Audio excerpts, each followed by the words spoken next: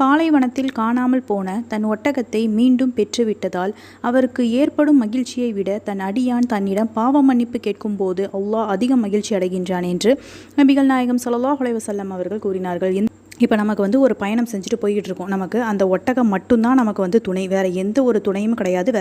அப்படிப்பட்ட தன்னோட அந்த பாலைவனத்தில் தன்னோட ஒட்டகத்தை தொலைச்சி போயிட்டதுக்கப்புறமா அங்கே இங்கே நம்ம எந்த அளவுக்கு நம்ம நினச்சி பாருங்களேன். நம்ம நினச்சி பார்க்கும்போதே நமக்கு ரொம்ப கஷ்டமாக இருக்கும். ஐயோ, அதுக்கப்புறமா நம்ம அடுத்தது என்ன பண்ண போகிறோம் அப்படின்னு ஒன்றுமே திக்கு தெரியாத ஒரு நிலைமையில் நம்மளை விட்டால் எப்படி இருக்கும். அந்த மாதிரி ஒரு நிலைமையில் இருக்கும்போது மீண்டும் அந்த ஒட்டகத்தை பார்க்கும்போது அப்போ எந்த அளவுக்கு அந்த ஒரு மனிதர் சந்தோஷப்படுவானோ அதை விட சந்தோஷம் அல்லாஹ் அடைகிறான். நம்ம இன்ஷா அல்லாஹ் ஒவ்வொருவரும் அல்லாஹ்விடம் அதிகமாக தினமும் பாவ மன்னிப்பு கேட்கக்கூடியவங்களா இன்ஷா அல்லாஹ் இருக்கணும்.